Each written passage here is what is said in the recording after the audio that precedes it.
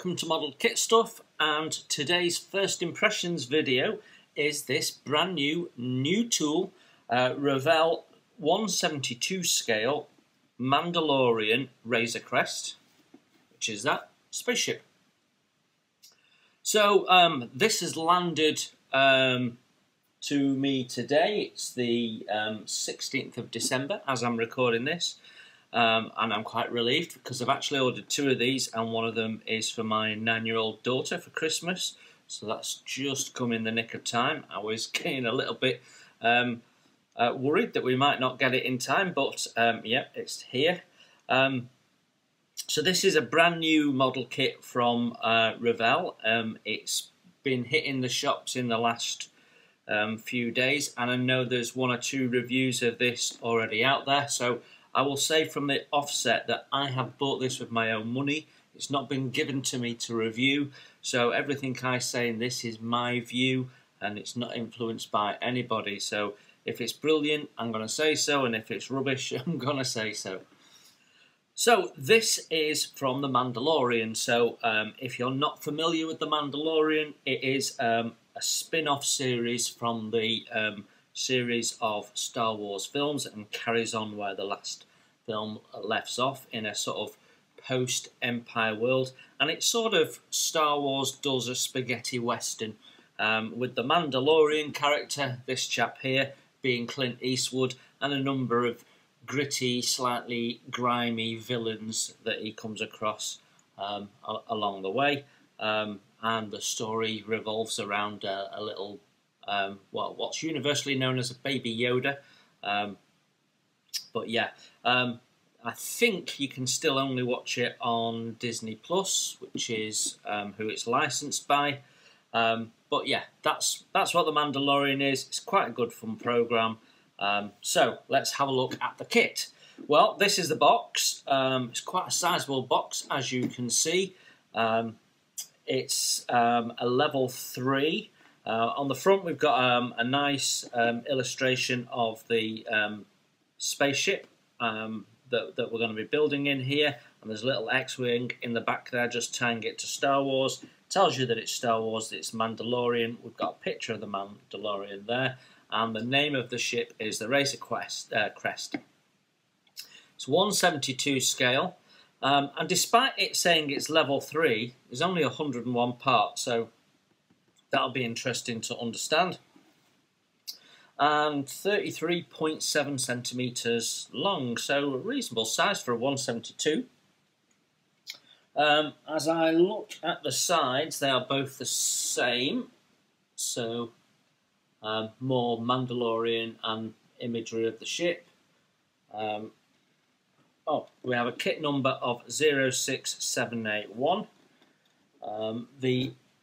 This end has some sprue pictures and, take it there, model pictures, although I don't believe it's a lit model. We've got a little bit of information telling you that it's a kit and not a toy for kids, so on and so forth.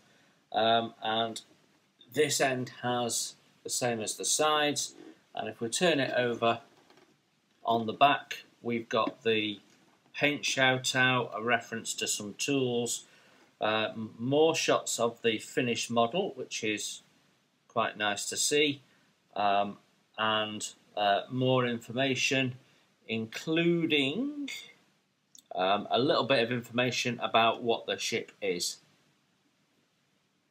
So, as is mostly the case with Revell kits, this box opens at the end, which makes it totally annoying to use. My solution, if you're building out of the box and like to keep your sprues in the box when you're building, is just cut your own little flap that you can fold out, and then you can get in and out okay. But yeah, that is the box. Let's have a look at the instructions. The instruction sheet is the usual Revell layout. We've got an A4 colour printed stapled instruction booklet. It reiterates that this is a level 3. We've got a picture of the finished model, which is great to see. Then we've got information for the Revell website and so on. and also for Star Wars and Lucasfilms. As we open, we can see the familiar Revell picture instructions before you start type of thing. Now, I quite like them. I think some of the images need a little better explaining. I can't tell you what that means, for example, or quite what that means. So some of it needs a little better working, but the general idea is really good. I like it quite a bit. References some basic tools that you need and takes you through the process. Wash your parts, cut your parts off the sprue, test fit. So yeah, all good. And then it takes you quite clearly in many languages all the way through the build key. Then, as always, it's going to take you through the paints. It's also taking you through other products as well, like decal set and the clear parts spray that they do. We've got 1, 2, 3, 4 paint colours to mix, which is always a feature of Revell. It's a bit of a pain, but at least they're trying to get a colour that they feel is a bit accurate. So quite a few colours there. When you consider, you look at the model, you think, well, it's pretty much all silver, that, isn't it? But yeah, there is quite a few colours called out, so must all be on the inside. Okay, then we have our parts list. So 2 sprues there, and another 3 plastic sprues. So 5 plastic sprues, a clear sprue, and what looks like a single piece body. And we're on what, page 9, and we've got to our first step. So I quite like Revell instructions. They're colourful, they're clear, they're easy to follow. Yeah, I quite like them. I think they're amongst some of the better instructions you can get. They're not quite to an Airfix standard, but they are, yeah, they're not bad at all. So it's clearly showing you what colours to be using, what your parts are, and where to place some decals. So we're building up what I guess is the cockpit area here. So nice to see that it's quite busy and we've got some decals going on. So step 2, we continue to build that up. We've got some bulkheads going in, and then the seats. And then in step 5, we're actually building the Mandalorian figure. And again, he's quite colourful, lots of different colours going on there. So yeah, quite interesting. Then in step 6, we're fitting the Mandalorian, and it looks like he fits to a little location piece, which then goes into a location hole in the chair. So if you don't want to show the Mandalorian actually in the cockpit, you're going to have to do some filling of the seat there. So that's a slightly weird approach, but yeah, that's what they've done. Then in step 7, we have some more cockpit detail to do, and we're painting that in, that's a satin green, that, isn't it? I'm picking some different colours out, and then we're putting that into the cockpit there in step 8 after the Mandalorian's been added. More bulkhead painting, and looks like we've got some detail there to pick out. And then we assemble that area there. I'm not quite sure what that is. More interior parts. These are the large internal area sidewalls with the 2 entrances, one on each side. And then we can see that coming together with the floor piece. Okay, which I think is that. I'm not 100% sure. We've not.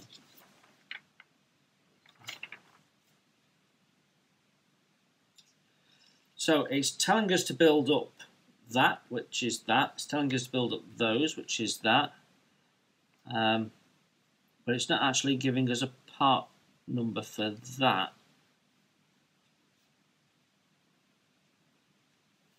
Okay, so there's some issue there. There's no part number called out for that. We'll have a look at that when we go through the plastic. Then I wonder if that is the ceiling or another bulkhead or something. Yeah, it's the roof section. Got a ladder going in. We've got the door there at the rear of the craft. Side doors going in. And then all of that is being fitted into the hull piece there. Then we've got the forward cannons there, one on each side. So what, 3 parts for the cannons. So it'll be interesting to see how detailed the moulding is of those. That's the other one going on there. Looks like that'll rotate to me, so it'll be a movable part, which is interesting. Then we've got an upper piece to the hull, which will close all of that off. So on step 24 we start on the engine. We've got the engine rings there being pulled together. And what have we got there? A, C and E. So let's have a look at that. A is aluminium, C is silver and E is metallic iron. So 3 variations of a silver really. So that's interesting. Then we are putting the engine nacelles together, the great big chunky engines. And then we've got some panels going in around what will be the landing feet, I guess.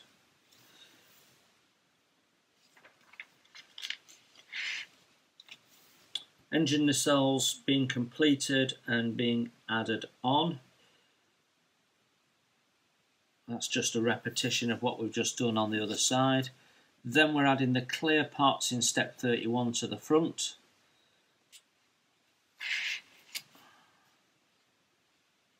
So we've got a silhouette now that says flying. So this is if you want to mount it on the included stand. And it gives you some instructions for painting that in black.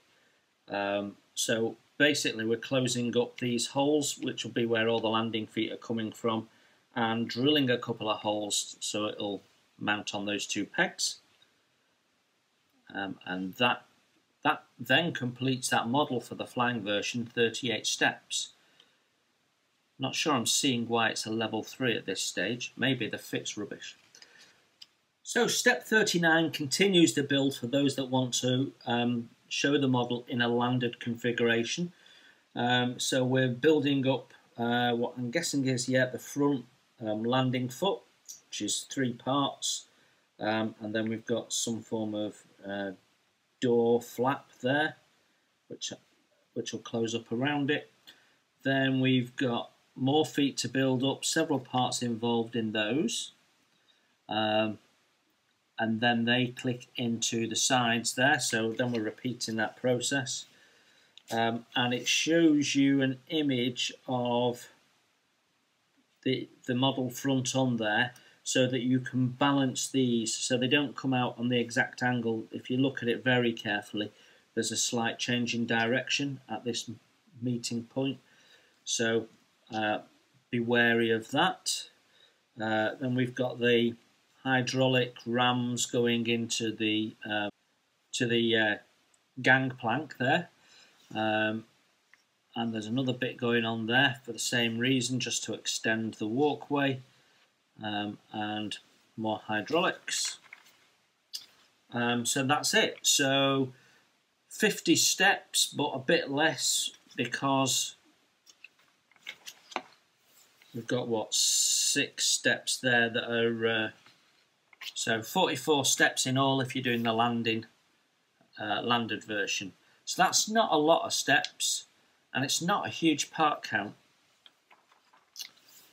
Paint instructions, so which they interestingly show us 2 steps, 51 and 52. So we have top view, starboard and port view of it on the stand. black stand,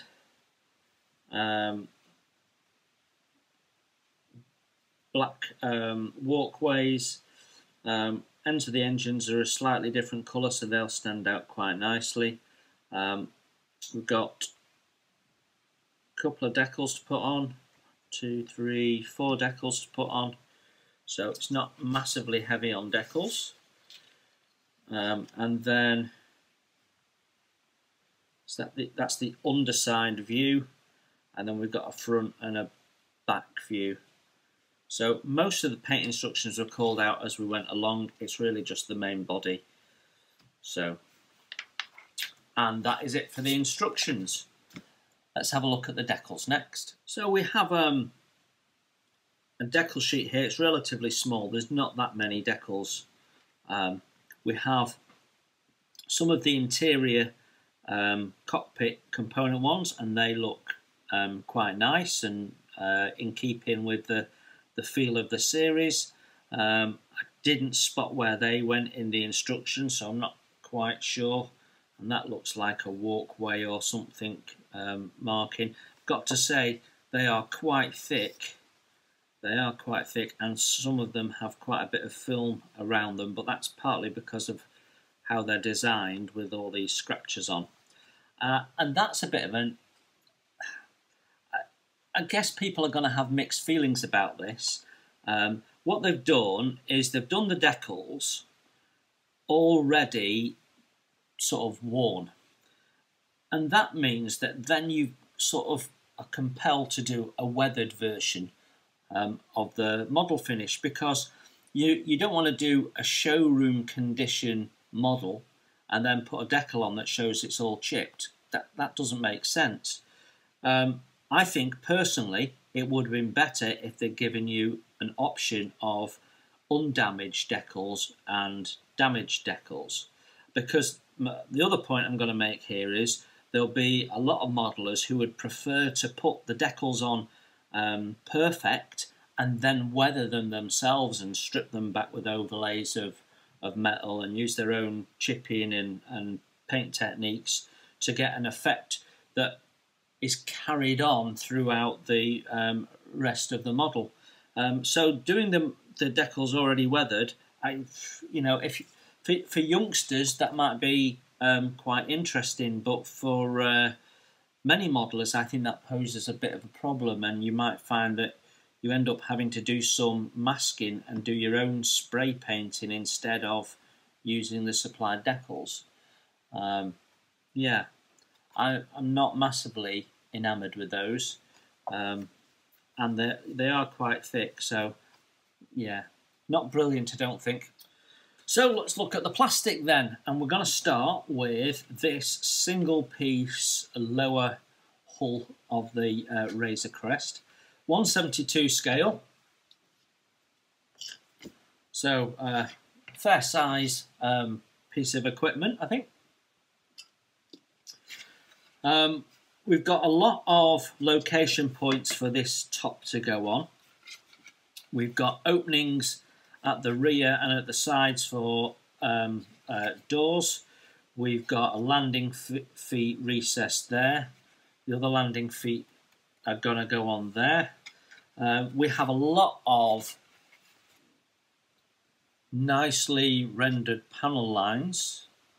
Maybe slightly on the heavy side maybe, but it's certainly very busy, looks the part. I quite like that. We've got detail behind where the gun's going to go, so some of that will be a bit hidden, but depending on where you pose your gun, some of it might be seen. So it's nice that they've not just done it as a blank. When we get to the front, that door there is really busy and nice. Maybe a bit of a shame that they've actually just moulded it in rather than giving you an option to do something with it as separate parts.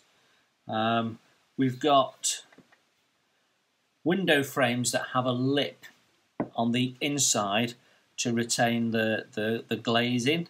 Not sure whether I like that or not.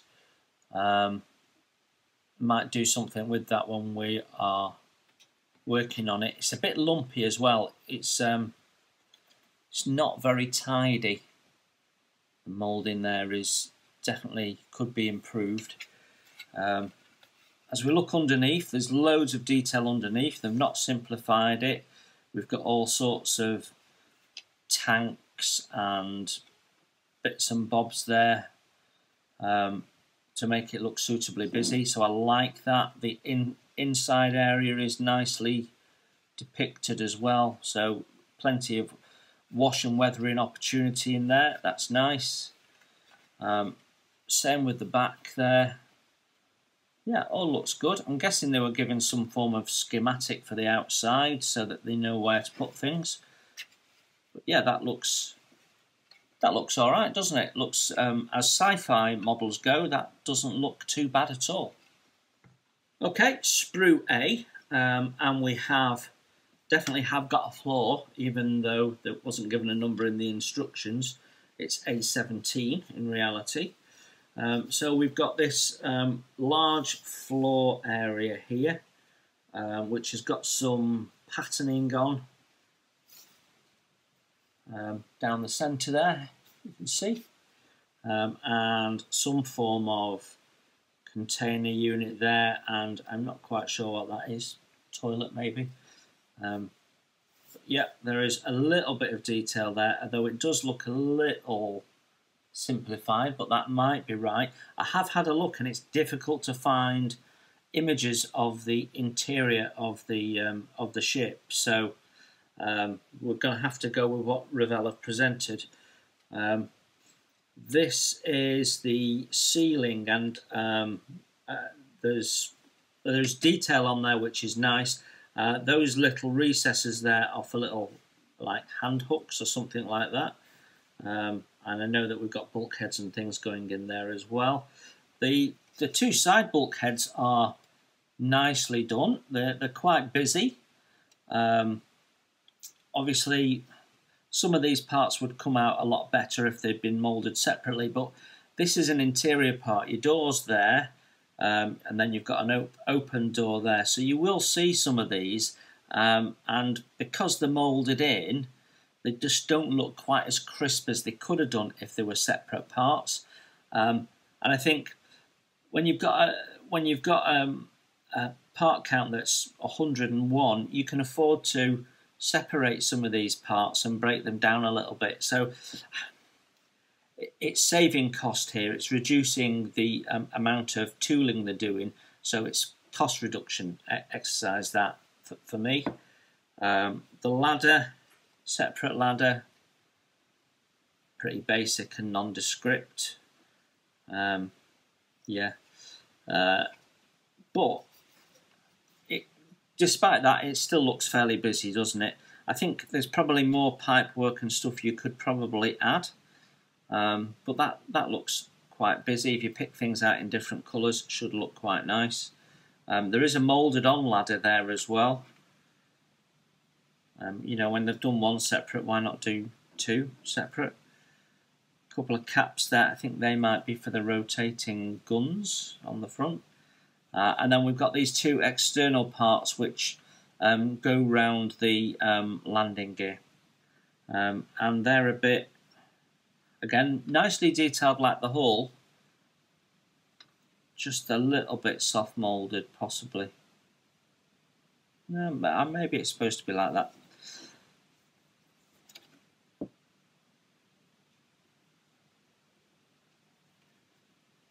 Nothing really to see on the underside of most of the parts, with the exception of this here. Okay, sprue B, and the first thing that catches my eye is all the flash. And that flash extends to the Mandalorian guy, who's absolutely covered in the stuff. For a new tool, that is pretty poor, I think, because it probably means we've got heavy seams on the other parts. We'll have a look. The other thing that I've noticed is that my sprue is damaged. You can see it's snapped there in a couple of places.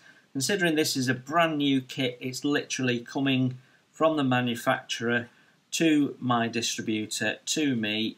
That is shocking, that the main big sprue parts have broken. sprue gates disconnected there. So that has had an impact somewhere in Revell before it's been shipped. That's not happened in shipping because there is no damage to the box. So that, I think, is poor. Anyway, the parts don't appear to be damaged, and that is the main thing. So we carry on looking through these. We've got the seats, and just as I spotted in the instructions, the seat there has a hole in right where there's some detail, so that will be a major pain if you don't want to put the pilot in, the Mandalorian. Why they've done it that way when he can clearly just sit on top, I have no idea. Anyway, we have the bulkheads, and they're textured. All the surfaces of these bulkheads are sort of slightly textured, a bit gritty. Whereas this one is very shiny, so it's clearly deliberate. And then that one's not. Again, it's come away from the sprue a little bit. I think this is the dash area that we saw being painted in green, and it certainly looks a lot busier than the instructions. We've got little control levers and things standing proud there. So if you can get a decent picture of that and paint all of that in, that might look quite nice. And just as I suspected, the seam on it is really, really heavy. Really heavy. Yeah. Then we've got these. These are the things that I think suspend from the ceiling, and 3 of mine have come away from the gates. So someone has absolutely chucked this about in the factory, I think. Right, engine nacelles. They're whopping, aren't they? Just to give you an idea. Absolutely huge, the engine cells. They are all still attached to the sprue though. And there's loads of detail on them. There's raised panels, engraved lines, all sorts of detail. I've got to be honest, most manufacturers would have made this up of more parts. I'm fairly sure that that would have been a separate part, probably the front ring a separate part. And again, Revell are trying to do this as cost effectively as possible, and it doesn't lose anything for it. Actually, it all looks nice and crisp. If we be interesting to see how well these parts fit, wouldn't it? Shall we have a quick look? We've got nice flat gate there, so we can take this part off and just see what the fit's like.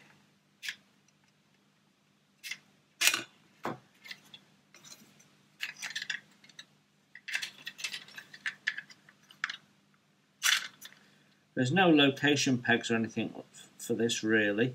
There is a little lip on the inside. I don't know if you can pick that up on the camera.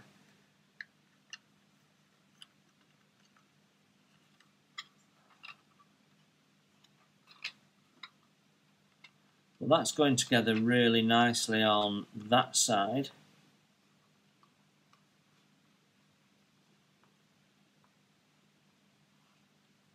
Yeah, actually that's not bad at all.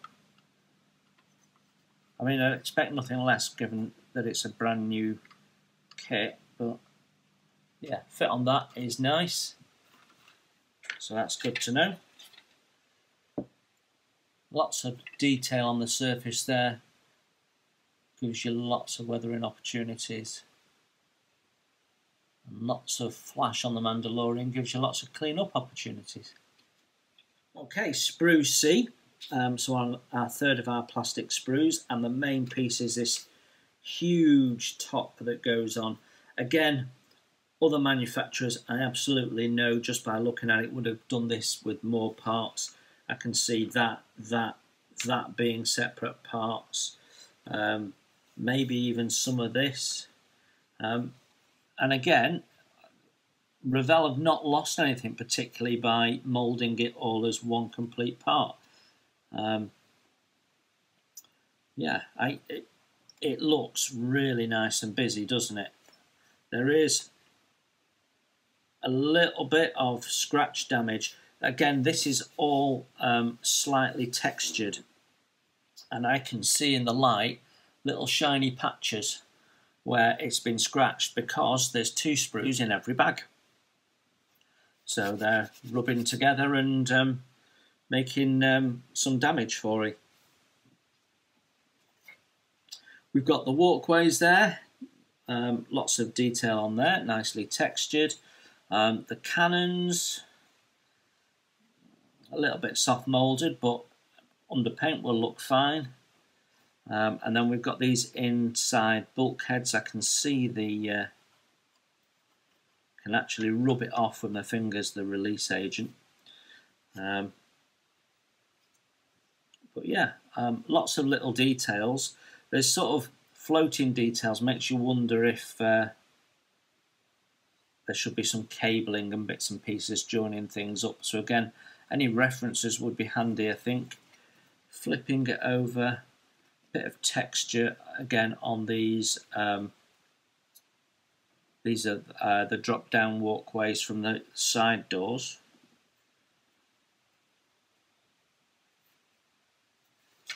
Just looking at, yeah, again we've got these lips for retaining the clear parts. Not sure that I like them. They're just a bit thick. We might be able to trim them down and just leave little tabs or something like that. We'll have a look at it when we come to build it. But yeah, it looks the part otherwise. Plenty of surface detail and texture. I think it looks really nice actually.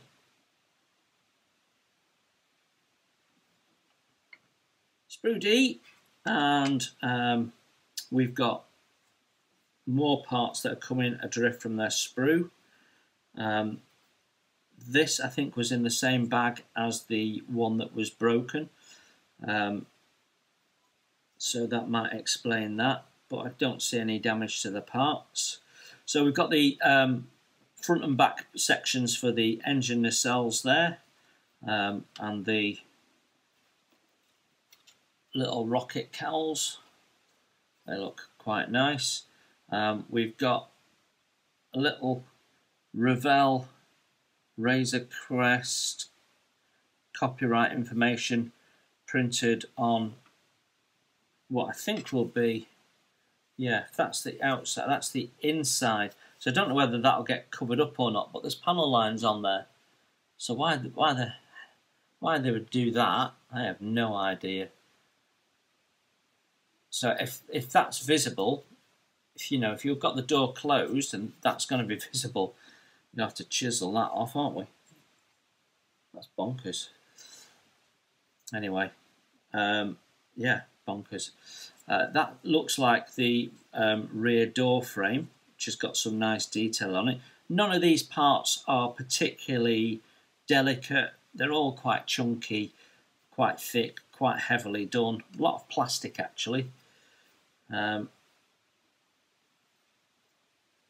Yeah, and lots of nice surface detail again. Some areas of these are really busy. It will look great when painted up, but that is bizarre. So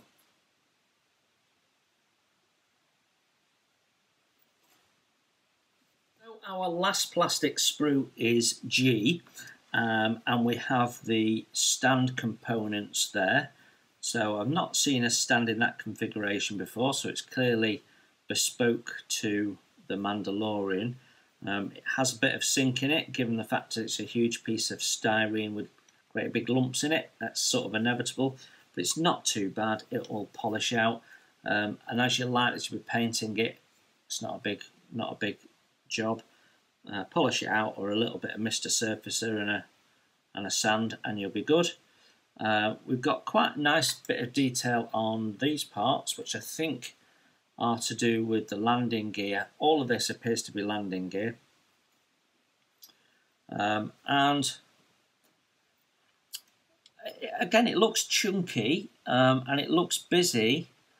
And there are some parts that look really, really finely done, lots of detail, look really nice. and then you've got the landing legs, and they look a little bit simplified. And I don't know whether there should be pipework or something that we could model onto there, or whether indeed they are just that chunky. But we've also got the little hydraulic rams for all the walkways, the gangplanks and things. Again, there's quite a bit of seam on them, but there is not. There's no really delicate parts in this.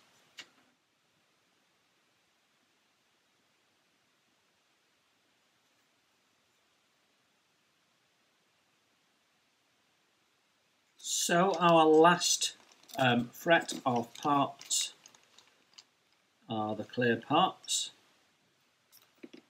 and as you can see, I've got another damaged sprue. Part just dropped off there. It's the sprue that snapped. So a small number of clear parts. They are very, very nice and clear. Having said that, this one is scratched on the top. Yeah, it's been rubbing on something. It's been scuffed, even though it's in a bag. So I wonder if that got scuffed before it was bagged. There is a little bit of distortion, but it's not huge. I'm just looking at it to that edge. It's a bit of distortion, but it's not huge. But it will be enough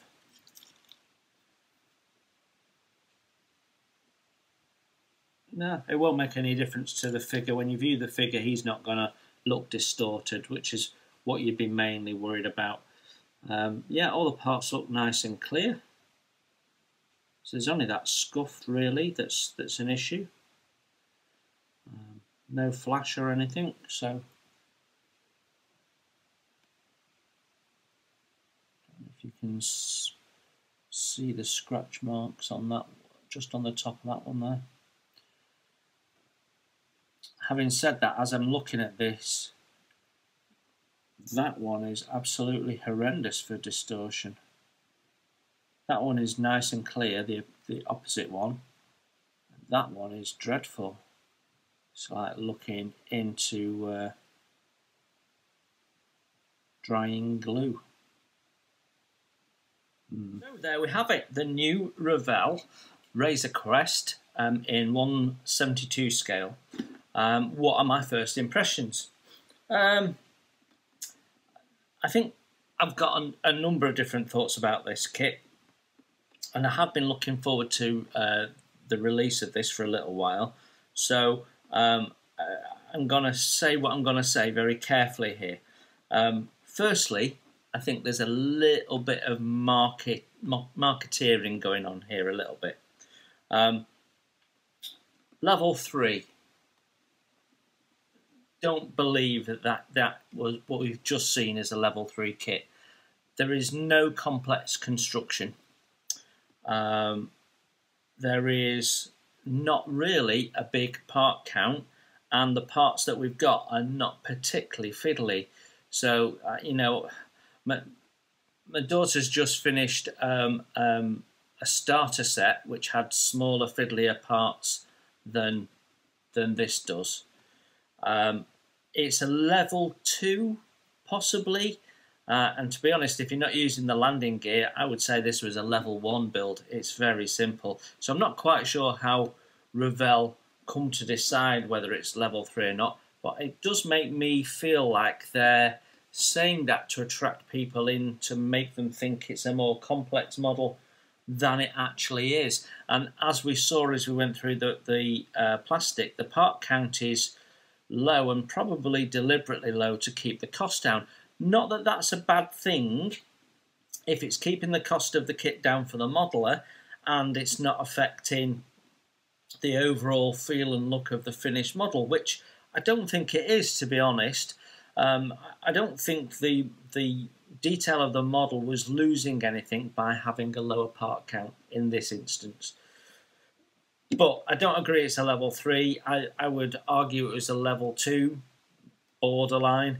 The other thing is the box is massive compared to the size it needs to be. And it was noticeable that was the case with the Turpitz kit that we recently reviewed. And it does make you feel like they're putting it in a larger box to give you an idea that you're getting more than perhaps you are. I'll just show you how much space where the sprue and all the parts in here end. That is how much space you've got. All of that is empty box. So nearly 4 inches, 9 centimeters of empty space in the box. So you've got lots of space there for all of that plastic to move around, get a good shake, snap off, break. I think it's marketing, and I think maybe you need to just get over yourselves and put it in a box that keeps the parts safe. And if you're going to change the box, make it a top opener at the same time, why don't you? Putting that to one side, and we're talking minor stuff here. The thing we're really interested in is the plastic kit. I think the plastic kit is nicely detailed. It's got a good level of detail throughout, inside and out. It looks like it's going to go together quite simply. There is a nice amount of painting and decoration to be done on the inside to give it a nice feel. And they've thought about the fact that it's pretty much silver all over and gone with 3 different shades of silver to put some variance into that model. And you could follow that through with some of the panels. You can see here, even in the picture, that's how the artist has done it, you know, different panels in slightly different shades. So depending on your level of experience and how you want to display it, you've got lots of options for weathering. So I think when it's built up, it's going to look really, really nice. I'm a bit disappointed with the decals. I think it would have been great to have given us an option of the damaged ones, which I'm sure reflect the worn pattern that it has in the film and therefore are correct. But it would be nice to have an option of doing them without the wearing, so that you could wear them yourself and weather them yourself, or have it in showroom condition, as the case may be. But again, that's, you know, just my view. In terms of the actual kit, I think it's going to look splendid. It's going to make quite an impression. It's not tiny and it's not too big. Yeah. Cost is around about £48 in the UK currently. I certainly wouldn't be paying any more than that for it. You might be able to shop around and get it a bit cheaper. It tends to be a few deals on at this time of year, and maybe running into New Year. But yeah, if you're into the Mandalorian or you're into Star Wars, this could be a really nice addition to your collection. So I hope that was useful in some way to someone that might have been interested. It's a fairly nice kit, and depending on whether my daughter decides to go with building this or building one of our other Christmas kits, you might see this one a little bit sooner rather than later, because we'll build it at the same time. Okay, thank you for looking in, everyone. Take care, enjoy your modelling, and I will see you very soon.